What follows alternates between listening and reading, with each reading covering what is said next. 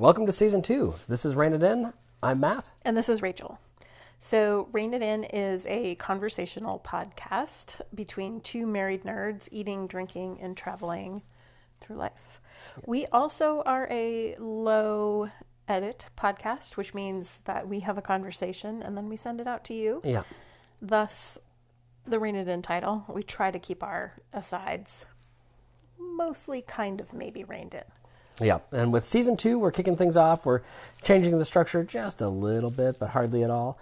We still need to record a new outro, but today's episode, we're going to talk about our top 10 favorite meals of all time. And that is 41 potential years of meals. Yeah, because that's true. Today is my birthday. Yeah. And I am 41. Yeah. Although I think we're mostly talking about things we do together, aren't we? Yeah. All right. If you haven't listened to our previous podcasts, our top 10s, when we do them, we each come up with 5 to 7 of our own top. We don't necessarily talk to each other about them. Maybe we brainstorm a little bit. And then we'll come up with 10-ish together as we start up from the bottom. So let's take a break and come back and go bottoms up. Right.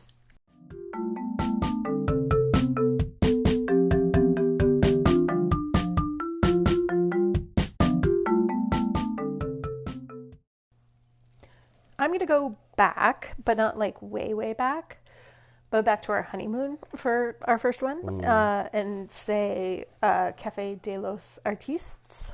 That's a good choice. We were in Puerto Vallarta. I was annoyingly accented, but whatever, we'll go with it. Yeah. We already backed up and restarted this section once, so that's as far as our edits go. We can't do it again. Anyway, we were there for our honeymoon. It was perfect. We don't normally do beach vacations, but after we got married, just like sitting somewhere and not doing anything for a week was really ideal. Yeah. Also, shout out to the folks for giving us their timeshare for the week so we could have a honeymoon. It was awesome. Wonderful. It really was. I got sick partway through the honeymoon, not Mexico sick, just like I got a cold. So I couldn't taste anything after maybe like day 4. So might have been 3. So the meals that we had on the front end of the trip were more impressive than any of the other ones. But this place, it's still there, I think. I mean, this was almost 16 years ago. Last time I looked, which was probably a few years ago, it was still there. But I had the best seared tuna, and I hadn't eaten beef in a really long time, and I still basically don't. With the exception of Argentina. Which we might get to on this list as well. We might get to. But it was the most steak-like thing I had eaten in probably a decade. And it was really delicious. The service was great. Our table was a tiny bit wobbly and they immediately came over and fixed it. I don't know. It was a good experience. Our honeymoon was amazing. We just giggled the entire time because we were so pleased to be married. And that was the best meal of the honeymoon. Yeah, it was honestly also one of the, we really hadn't had very many fancy meals at that point, or I hadn't. Yeah. And it was fine dining. It was fine dining. Which, the budget didn't lend itself to fine dining very often leading up to that point. Before we turned 38. Right, exactly. So I think that was part of it. And I also remember there was an avocado appetizer that it wasn't guacamole, but it was guacamole adjacent. And it was so smooth and creamy and tasty. That was a fun place. It was also amazing views because it was up on the hillside overlooking the bay. Yeah, it was beautiful. That was great. I just crossed off one of mine on my list, and I don't remember what the hell I was going to put on there instead. Oops. I know. You were just talking about something else a second ago. Damn. Being in love? Well, we can talk about that for a while, but nobody else wants to hear about that. All right, so that's a good one. The other one I'd like to add to that is for my first one on my list. I'm jumping all over on my list already. This was also pretty early on. This was actually before we got married, and Rachel was studying abroad in Wales, and I met her in London. We took a quick flight to Paris. We spent a couple days in Paris. The meal I'm going to talk about wasn't in Paris, but we then went down to Italy and spent some time with our friend Troy. Mm-hmm. And we actually spent a bunch of awesome time, well, like 4 or 5 days, which was a bunch of time, in Florence, where it was great. We cooked at home a lot. We had some good meals while we were there. But the one I want to talk about is we were actually spent the last couple days of our trip in Rome before we flew out. And overall, Rome kind of gets a big from me. You've got a Rome meal on here. That's interesting. I have a Rome meal on here because what was interesting about the Rome meal was just the experience of that meal. So we had spent a couple days with Troy up in Florence, and then we went down to Rome, and then Troy had to come down to Rome to get his iBook or his Apple laptop fixed. So he came down to Rome to get it worked on. We got a cot wheeled into our hotel room for Troy to sleep on. We had a totally sketchy hotel. This is pre-Airbnb because this was 16 years ago. 17. And we 17. Anyways, we booked it all online. I found it online. I'm usually like very good at finding hotels, but it was a great affordable price. It was actually a great room. It was clean. It was just it was right by the train station, so it was kind of sketchy. Yeah, I mean, like just getting in there was sketchy, and like anyway, doesn't matter. It was clean and fine. Getting up there, you maybe thought you were going to get murdered. Yeah. The lights on the 4th floor or on the 3rd floor were out, so you had to walk up a flight of stairs that were dark. In the dark, yeah. Yeah, and then you got to yours, and they buzzed you through a gate from another place. Yep. To get into the hotel. It was really strange. We're not talking about hotels, though. No, we're not. What we're talking about is a meal meals. in Rome. And yeah. Do you remember this meal? Yeah. Yeah. I don't remember the name of this place, so I'm not going to be able to tell you that. I will say it's probably one of the few that's on here that we found in a guidebook. Yeah, that's Although true. my first one, Cafe Artistes, that was also in a guidebook. Yeah. So again, this was not early days on the internet, but it was really early days of enough people being on the internet. Well, you did not do everything based on solely on what was on Yelp or Google, because Google really didn't hardly exist. Google existed, but it did not in the same way. I don't think Yelp did. No, but Google wasn't. They didn't have Google Maps at that point. It was still MapQuest. Nor Maps, nor all of the... Or if it was really all of early the reviews. Days. Yeah. Exactly. Anyway, so on to the meal, though. Now that we got 4 times distracted on that, is... So Troy came down. He met us. We all went out to this meal. And it was a really interesting international restaurant. There was a bunch of people who were obviously from different places, but like the majority of people were talking English, but it was like Germans and French people and Americans and other people speaking English, but because it was in like a guidebook. It was in a guidebook, but it was like the shared language that people could speak. And our friend Troy spoke Italian, or enough Italian at the time. He speaks great Italian now, I'm sure, but it's been 17 years. I hope so. Although he hasn't lived in Italy for a while. But we went to the meal and we just ordered a bunch of random stuff.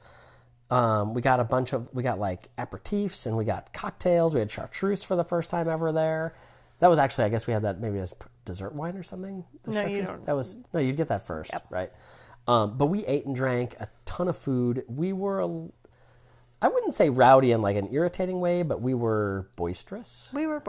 Yeah. And like when dessert time came, I convinced the table to get a cheese plate instead of like sweet desserts, because the German couple next to us had ordered the cheese plate and the woman was so offended by one of the cheeses that they sent it back. Right. But offended because it was so smelly. Right. And I was actually still a vegan at the time, but I was spreading my wings. You were eating vegetarian that trip. Yeah. But, I mean, during the trip I was, right, but you were definitely vegan at home, yeah. And so I was like, I am going to eat the stinkiest possible cheese I can.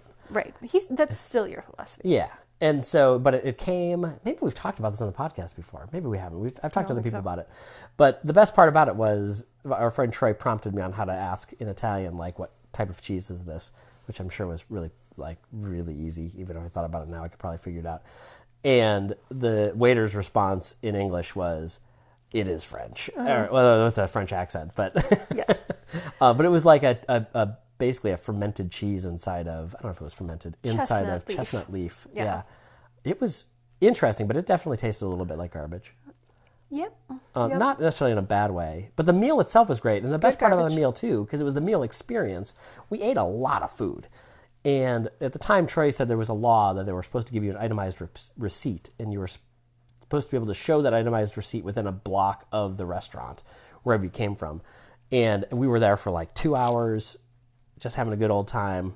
And when they brought the bill, it was just €99, Right. which we definitely ate more than €99 So worth of food. our boisterousness was obviously not Too irritating. Yeah. Because it seems like they Off-putting. gave us a fair price that was easily divisible by 3. right.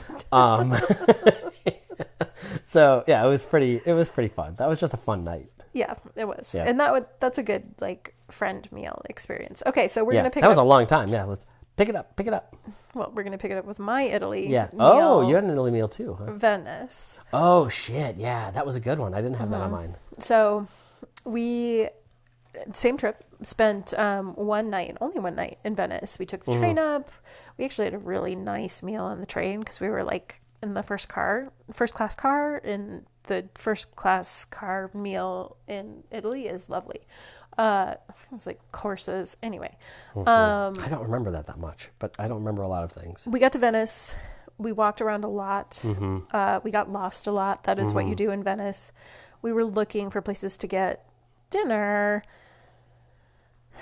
And we were feeling a little bit divergent on our dinner goals. What Rachel means is we weren't as good at traveling together as we are Right. now. Yeah. And we also had not quite understood hangry hadn't really been termed as a word yet. Right. And we were fucking around too long, and Rachel was getting to her last. I was, but I was also like, I want to do something sort of special. And so there's a Yeah. lot of places in Venice Venice is a tourist town. There's a lot of places that have prefix Yeah. meals that are all English menu. And I was like, that's not really what I'm looking for.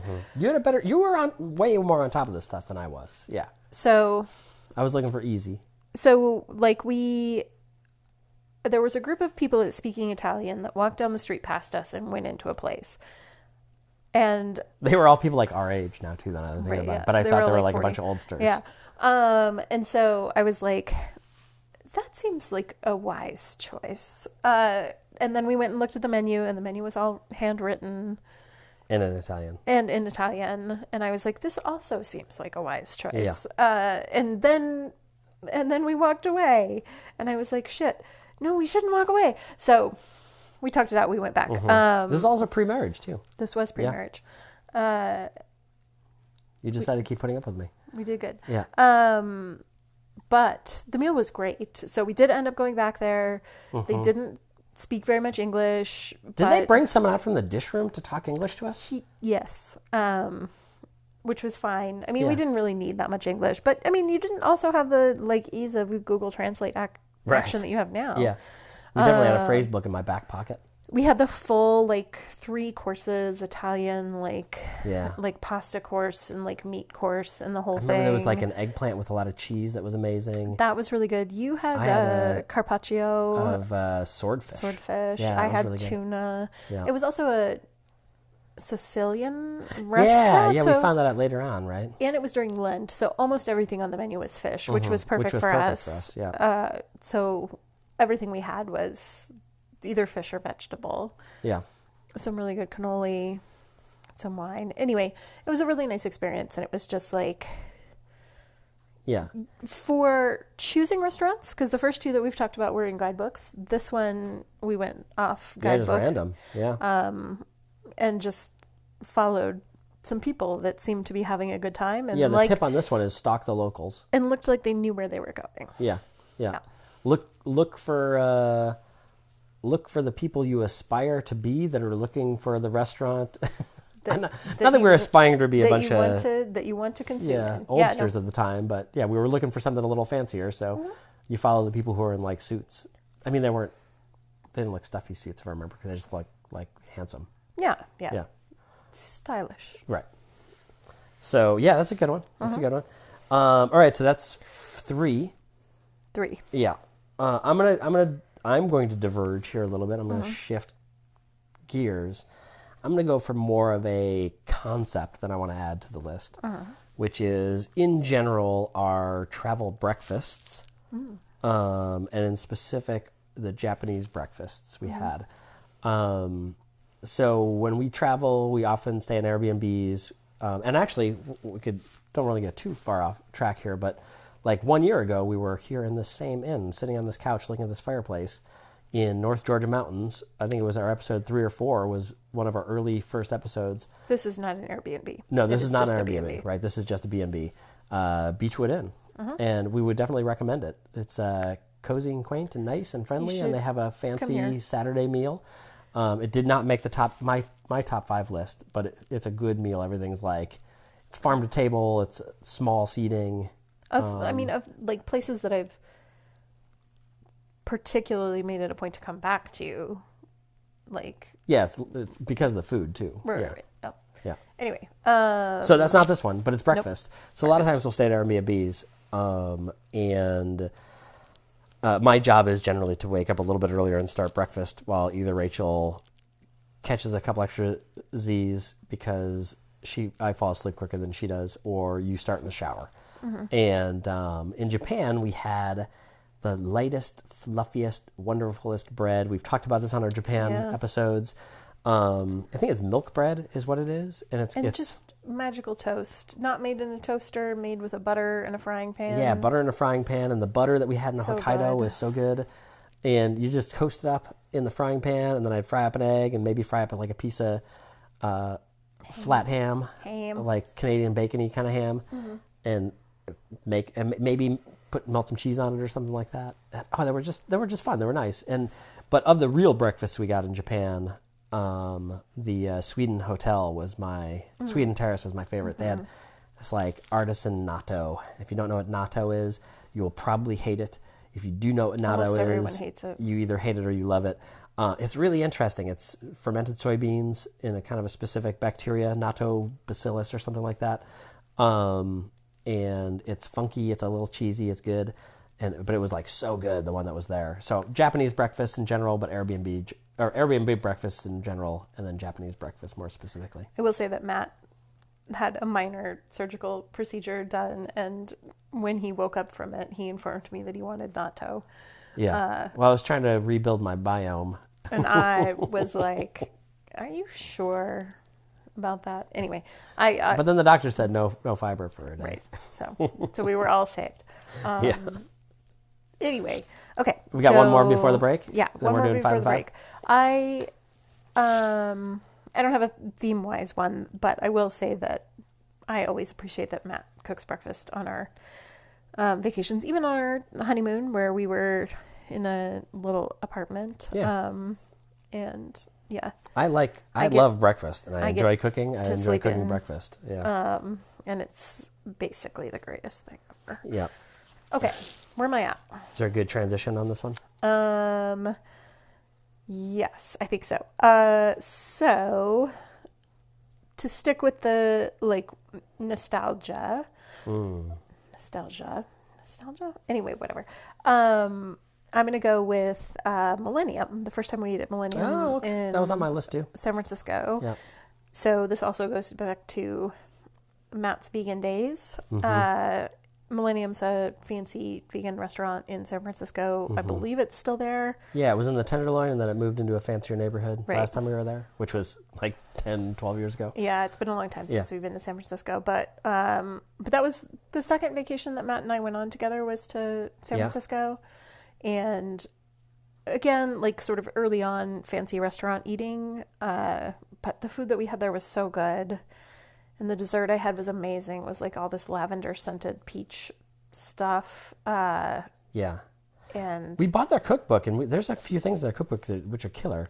Did we buy the cookbook after we were there, or before we went? Okay. No, I think we bought it after. I think we just heard that it existed as a vegan restaurant. Yeah, and I mean it's like all of the recipes in the cookbook are complicated, and some of them I actually am like I modify them now because we're better cooks. I'm like, it makes more sense to do it this way. Yeah. But I do still make some of the stuff from it for sure. I don't remember the specifics about it. I remember we had mung beans the second time we went there, and I was like, I've never had a mung bean before. But the thing about the meals at Millennium that I always liked, well, I was a vegan at the time, so maybe I didn't know better, but that's bullshit because vegans know no food. it was just so satisfying of meals. Like, I've been to plenty of vegetarian restaurants or vegan restaurants where you go and you're like, oh yeah, this is pretty good. And I can understand why people who eat meat hate vegetarian and vegan restaurants. But like, you went to this one, you were like, damn, that is a solid meal. Yeah, I know San Francisco has like a million amazing restaurants, but every time I go there, I will, as long as it still exists. Yeah. Been a minute. I will go to Millennium. Yeah. For sure. It doesn't matter if I'm wanting to eat vegan or not. Mm-hmm. Got any last thoughts on the first half?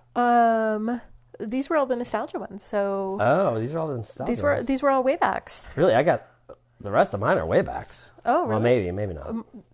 The others of mine are more recent. So I don't know if I have any recent ones. I think anyways, we'll get to the bleep bloop and we'll get back to the next section. Yep. All right.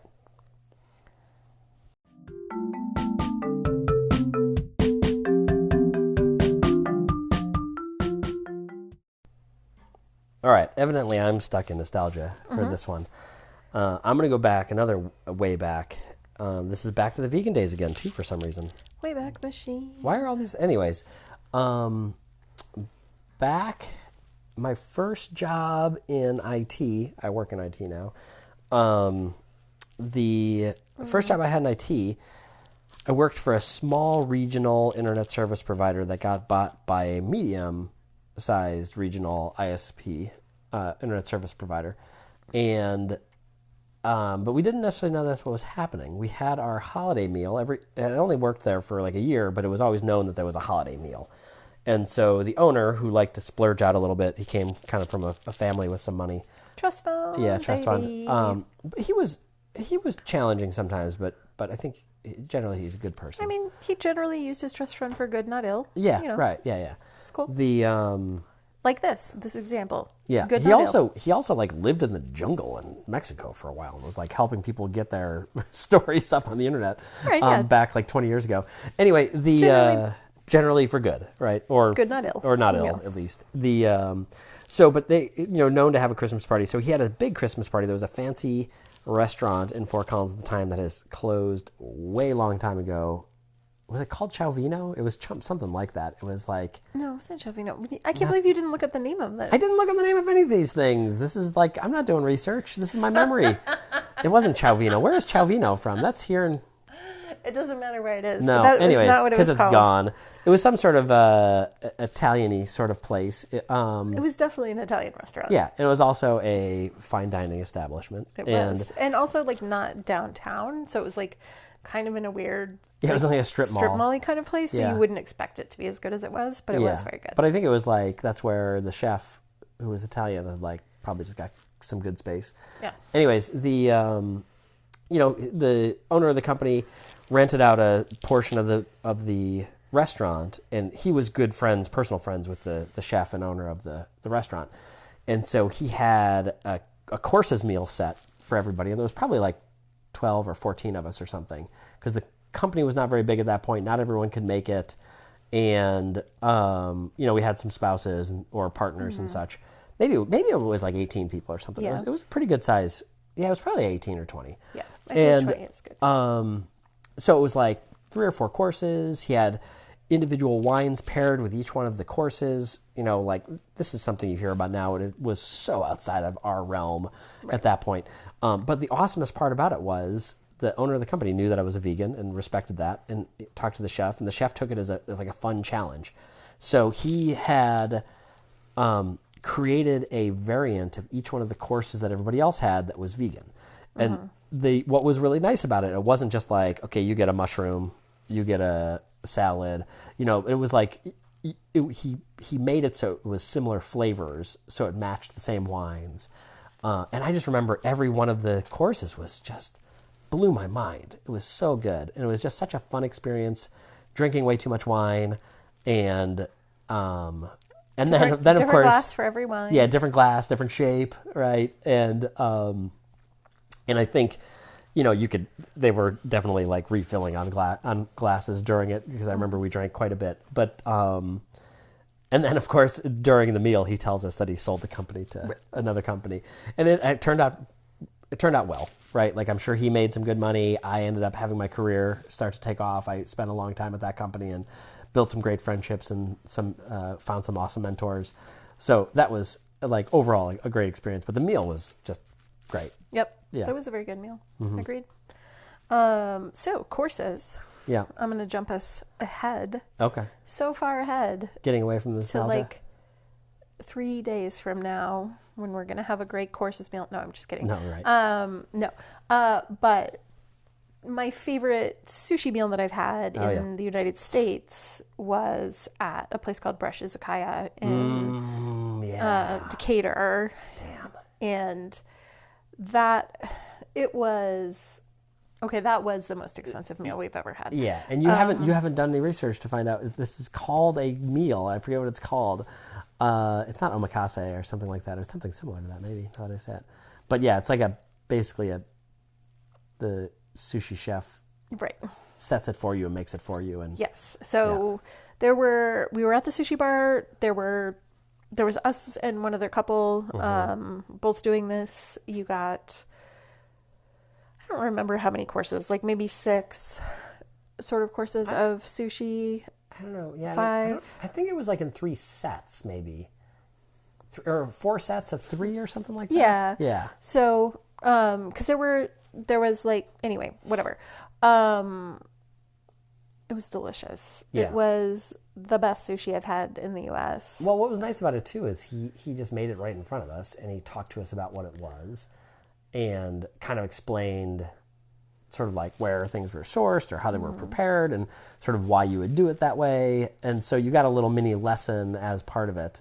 The drink pairings were and great. And they paired everything with.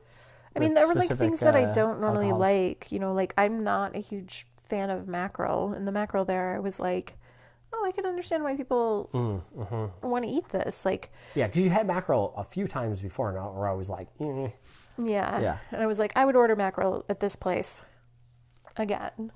I had uni there, and I did not feel like I wanted to order it anywhere again. Yeah. Not to say that I haven't eaten it since then, but right.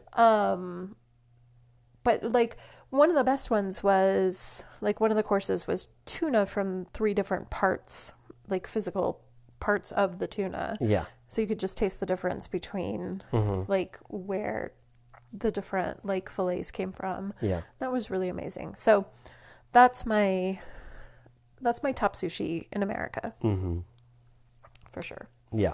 Yeah, that was a super fun experience. Thank you for taking me out for that. It was a good enough meal that there was some confusion about what the cost was going to be before we started.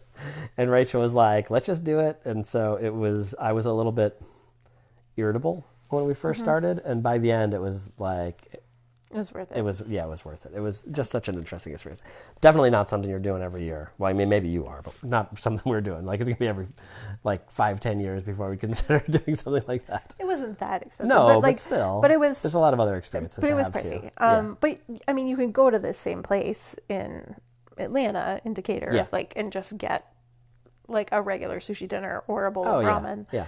Like, there were a bunch of families there and stuff, which was one of the other things that I actually liked about it, was that it was a place that was welcoming to the neighborhood, and then also that you got this super specialized thing at the bar.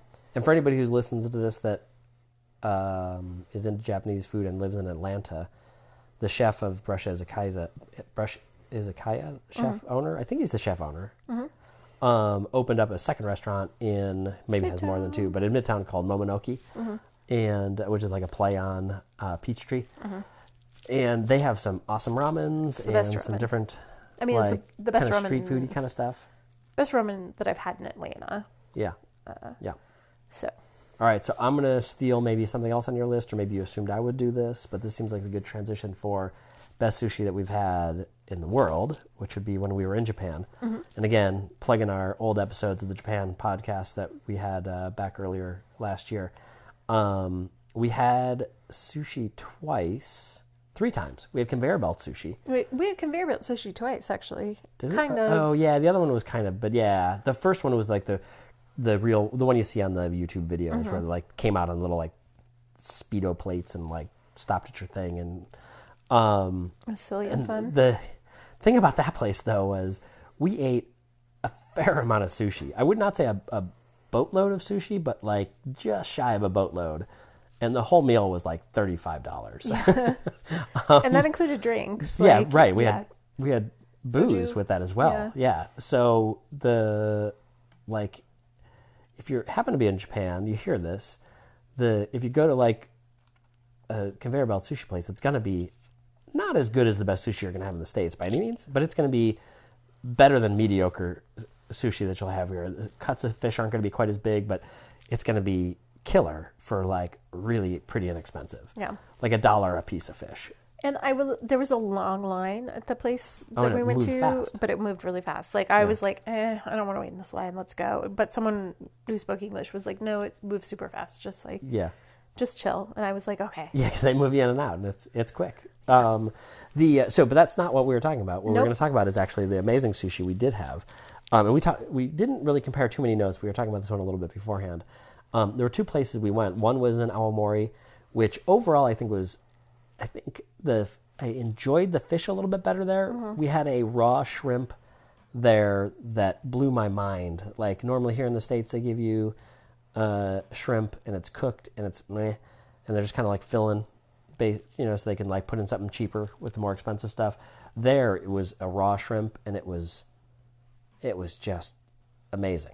It was so good. The scallops were really good too. Oh, the scallops were killer too. Aomori is kind of known for scallops. Yeah. And we actually ordered seconds of scallops. I don't even know how to describe most of it. They're like sweet and soft. Yeah. And just wonderful. And then, but the better experience we had, and this is the one you brought up, so I'll bring this one up, is we in Hakodate, which is up in the North Island. We kind of last minute went into a place. We were trying to go into a different restaurant that was closed.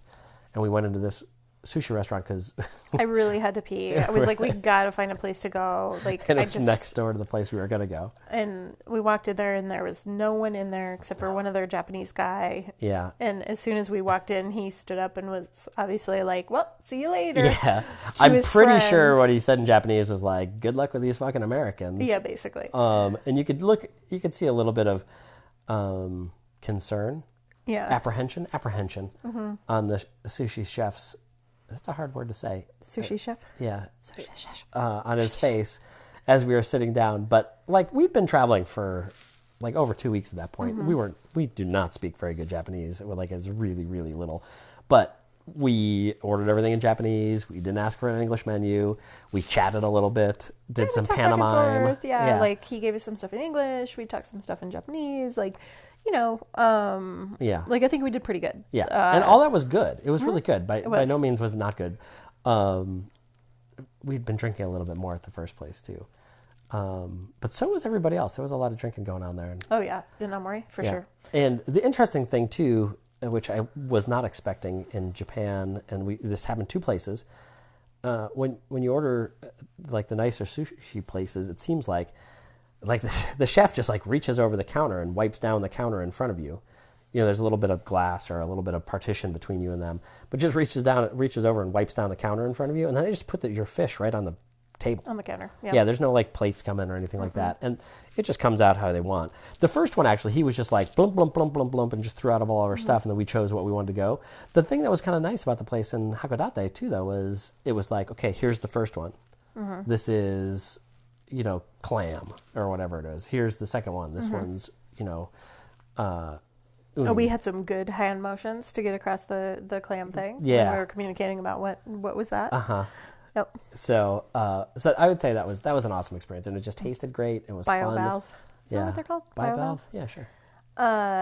Anyway. Never mind. It was like some sort of stupid Wheel of Fortune joke in there. All right, that's mine. I think we're down to the last two, though, aren't we? Okay. Yep. Yeah. Oh shit! This means I'm gonna have number one. I don't want the stress of number one. We'll come up with one together. Okay. Where am I at? Okay, so we can just really briefly touch on this because we just talked about it like on the London podcasts, but I think that Balabaya or Honey and Smoke, either one of them Israeli,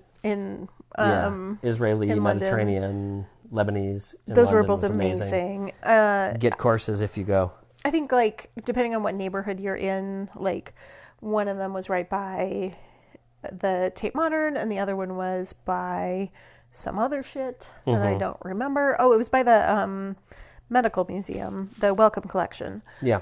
So depending on where you are in London, I think either one of those you can have a really amazing meal. Balabaya, I think, was more expensive of the two. Oh yeah. We had a lot more food there, though. We had a lot more food there. I walked out literally 2 hours after we ate. I kept saying, I am so full. I am so full. Like my eyes didn't blink for hours. Yeah, it was. So, yeah. That Pace exploding yourself, and friends. dying isn't the best bet. But It's very thin. so I'm not going to talk that one like to death. But Okay. but I do think that was in London right now, the best meals that we had the entire time that I was there were Israeli, Mediterranean, and Balabaya, Honey and Smoke, and then the other place, whose name I can't remember. That was the one that was in your neighborhood. It also started with a B. Baba Boom. Baba Boom. Yeah, that place, I ate there twice. It was good. So, Dang, that was good. Yeah. I think if you're in London, like, seek out some really great Mediterranean food. Yeah, the spices were just good and fresh and like sharp, but not in a sharp way. They were pronounced. Right? Yeah. Because sometimes you get overly spiced foods, sometimes that are just like burny or something. These were just like, yeah. It was all, so it was all very and, like fresh and creative. Yeah. Yeah. But super traditional.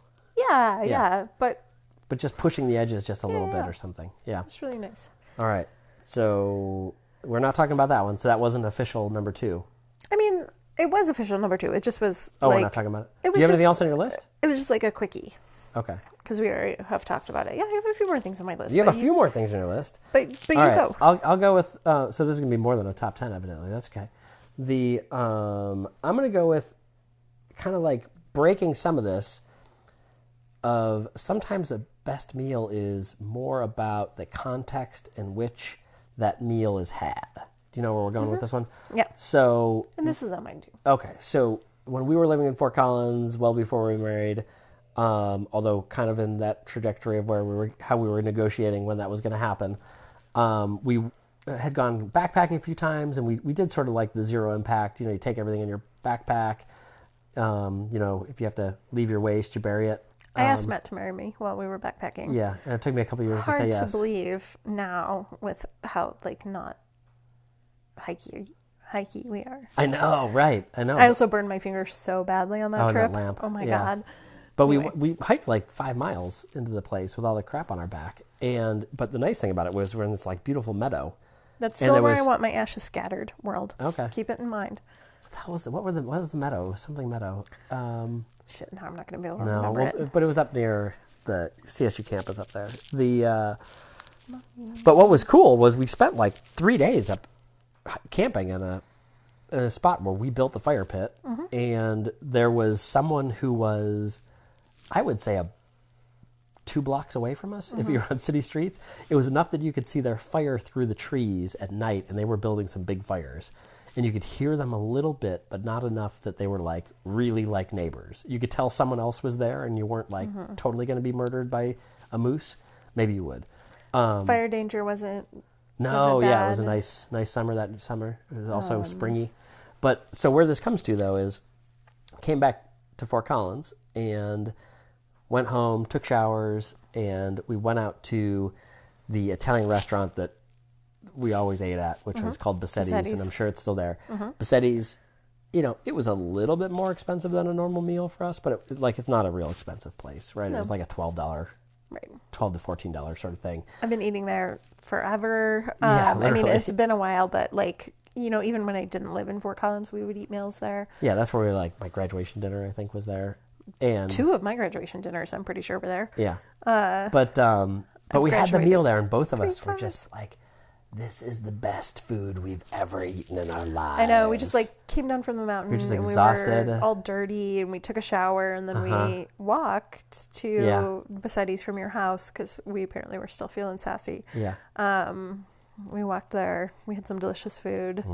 Maybe Jason Momoa was our busboy.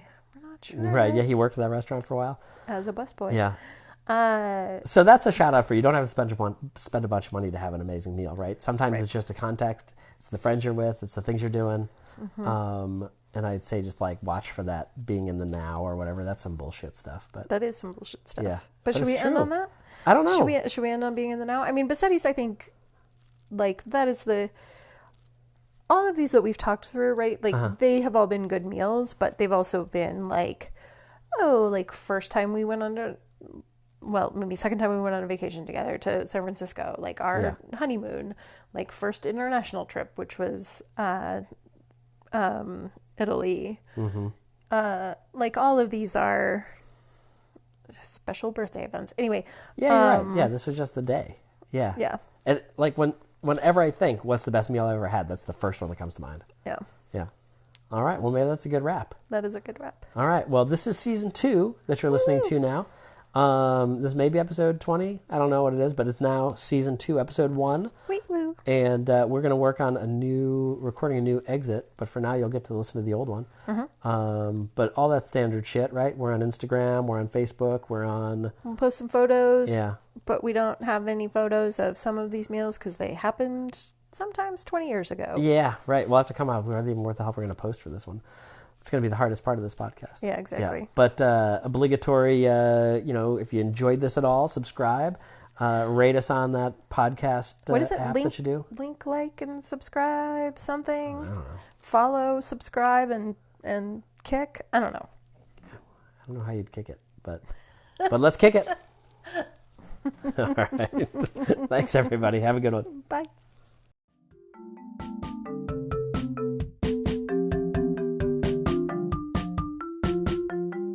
You can check us out at anchor.fm/rainitin. That's spelled REINITIN,